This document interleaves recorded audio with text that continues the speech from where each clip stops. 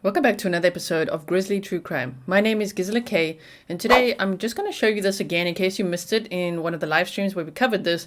I want to show you the words that Bertolino chose to say here. I find them quite interesting, and then I'll tell you a little bit more about the notepad and a couple of thoughts around that, and then I will finally be telling you my speculation on why I think that Brian Laundrie used his non-dominant left hand to unalive himself. So let's get started.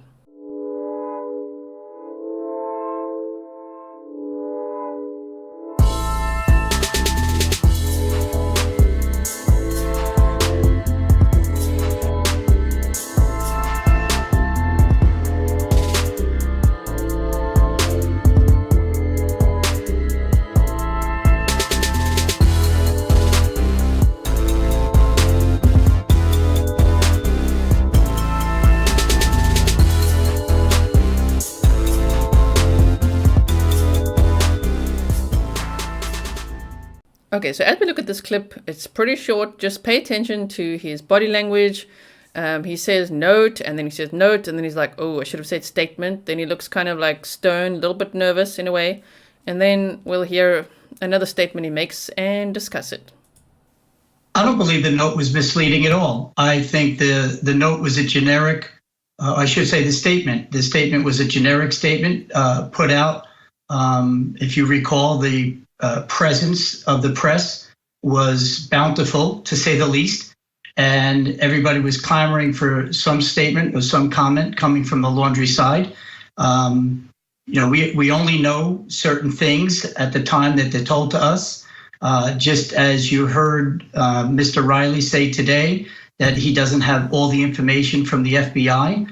I did not have all the available information on the date that statement was released.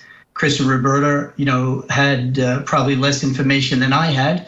And when all said and done, if you take that statement standing alone, it is not an outrageous statement. It's not an intentionally harmful statement in any way. And I think it's a generic statement that just about any defense lawyer would put out when pressed for a comment as to the investigation that was going on at the time. Okay, so a few interesting points. He says the note, and then, oh, I should say statement, which gets me thinking, who really authored that notepad? And he looked self-conscious when he realized, oh man, I've been saying note instead of statement.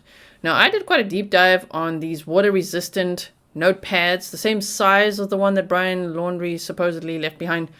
That size, right? And they say in the description that ballpoint pens are no good on those unless they stay dry. If you want to preserve the writing on there and want the water to not affect the writing, you got to use a pencil or whatever they provide, which is like a stylus, right? You got to use those tools. So the fact that this notepad was written with ballpoint pen and the notepad was found outside of the dry bag, didn't float away, didn't turn to mulch. I mean, it's just sitting there. The fact that it was reported that the writing would be barely salvageable, it would take the FBI months. But then Bertolino presents this 8-page imperfect form notepad? Wow. And then that final statement he made where he's like, this is not an outrageous statement. And he really struggled to say his statement. That third time he almost said note again. He even closed his eyes and like, man, the statement would have been made by any defense attorney. Reminder, he's not a defense attorney. He's a real estate attorney, the spokesperson for the Laundries, as they refer to him now, their agent. And based on the statement that he made, that is why they've gotten burned now, because it's like, oh, so you knew.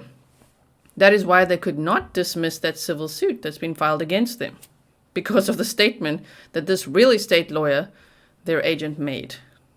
So let me know what you think in the comments below. Now, I was going to read to you. I actually had filmed this, okay? It takes forever. I had filmed myself reading to you the entire Vanity Fair article on this Gabby Petito case because there were some interesting things in there, some interesting points raised, things I didn't know. For instance, that Brian and Gabby had wanted to live in a storage container. Things like that. Like, oh, okay. We have already deep dived their past, what their high school friends said. There was also a time where Gabby moved to North Carolina to supposedly be with some other boyfriend, like as if her and Brian were friends. And and then she'd gone to North Carolina after graduating to follow her boyfriend. I'm like, who's that boyfriend?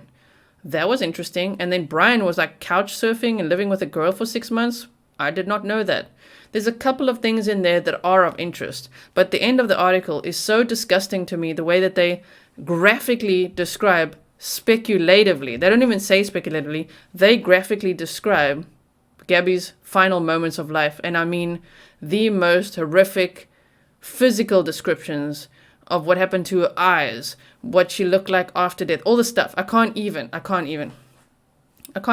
I was going through the article and reading it to you, and then I'm like, I actually cannot even read the end of that article. So if you want to go check it out for yourself, feel free. I'm sure many of you have seen it already, but I just will not be reading that on this channel. Oh, hell no. So moving on to why I speculate Brian Laundrie used his left hand to unalive himself. Initially, I speculated that it's based on, the books that he read, and it could still be something like that. I mean, there's that. But this one makes a lot of sense to me. So remember that Brian Laundrie was kind of obsessed with Hellboy. I mean, I know his Instagram account is deleted now, but thankfully, if you go through my playlist, especially the Brian Laundrie one, you'll see we deep dived his Instagram account and his Spotify playlist, which he shared with Gabby, as well as his Pinterest account, which he shared with Gabby and his mom. I mean, that was weird. Roberta was sharing the Pinterest account with him. Weird. But anyway, he loved Hellboy. He said it had a huge impact on him when he was 8 years old watching Hellboy. It really impacted his psychology. That's what he said on one of his Instagram posts. And he loved to paint Hellboy, to the point where the more he posted paintings that he made of Hellboy, the more he said, okay, I'm sorry, this is the last one. Okay, just one more. Okay, one more. Just like he loved Hellboy. So I really believe he identified with Hellboy. So if we quickly read about Hellboy, if you've never seen Hellboy, I'll put a picture up for you so that you can see it. Hellboy has a right hand of doom, okay? It's a stone hand, and he's got a left hand that's more normal looking, right? So they say the right hand of doom is the stone hand given to Hellboy by his father, Aziel, or Azael, I don't know how to say that, shortly after being born. Overview. The right hand of doom consists of a large forearm and hand that seem to be made from red stone, though now it has become Hellboy's substitute right arm due to Aziel hacking off his original right hand as a baby and grafting the right hand in its place. The hand is effectively invulnerable and feels no pain, and is much like a sledgehammer when used to punch an enemy. Graphic speculation with his obsession of Hellboy. If there was blunt force trauma, I'm not going to go graphic, but you know what I mean. I'm like, oh man, I wouldn't be surprised. He was quite the daydreamer, so quite the method actor, as we might say. So then it says, of course, being far larger than an ordinary human hand or even Hellboy's own left hand, the right hand of doom is not very suitable for use with most objects, although it has proven dexterous enough to catch a fly. Now, I've deep dived this whole Hellboy thing because it's what I do. I just really try to understand things, and then I deep dive it. So I've been working on this for quite some time, and when I saw this, Hellboy relies on his average sized left hand to operate weapons and devices. Because of this, he's most likely ambidextrous.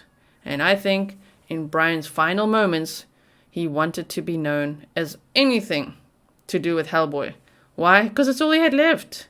He put his entire self-worth and life into the relationship with Gabby. He tried his level best to isolate her and control her.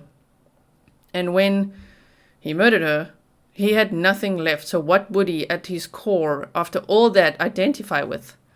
Well, his favorite author was Chuck Palahniuk. Sure, so there's those characters and things. But one that he always loved, drew, painted, spoke about was Hellboy. So that is why I think he did that. I think it's like his own finale in his own show. As our handwriting analyst, Sarah, told us in her analysis the other day. If you missed that, please check out the final part of the series where I analyze Brian Laundrie's notepad, the one that likely somebody else wrote. Okay, but go and have a look at that, and you can read her, or I read to you her entire analysis. It was very, very good. And she was saying that, it seems like, based on his handwriting and that whole analysis, that he saw this all as his own, like, opera, his own show. And yeah, I would speculate that here as well, especially when he's going to take his own life. Yeah, I think he would do it in some way that's at least in some form artistic, because I feel like that's the kind of darkness that he was. Let me know what you think about that.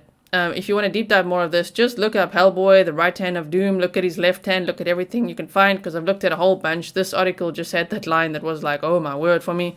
An oh my word moment. I'm so sorry for the delay in telling you this. I know I've been promising it for a few days, but as you can see, it's extremely busy in YouTube world, and you do know I've got 2 channels as well, and I love what I do, but it's very, very busy. So I'm sorry. I'm so sorry that this took a few days. I hope that you enjoyed this episode. If you did, please give it a thumbs up. Remember to subscribe.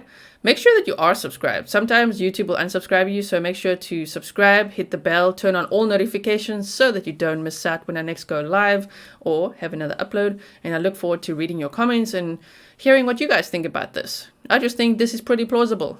Yep, makes sense to me, especially the way we observed his brain works.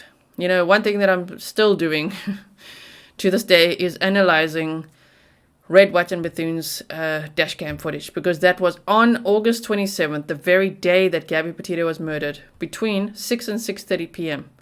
So the fact that the door closes like that her little shoes are like that behind the van, and I don't know what else is. I put on my stories. If you see this little circle around my logo, I put up a story, so check those out as well. It works like Instagram stories, right? I wonder what's on the ground. It looks like a book and something metal, something metallic, and then there's shoes, and it's just like, oh my word, to think that they actually caught that on dashcam the day of Gabby's murder. And I speculate that he had already either knocked her out or murdered her in the van. Wow, like, they don't even know, and they know now, but they didn't even know what they'd caught on camera. Wow. Okay, so thank you so much for listening. Thank you for watching, and I'll see you in the next one. Stay safe, stay snarky. Remember to have strong boundaries. Okay, watch out for those red flags, be mindful of them, and I'll see you in the next one. Bye.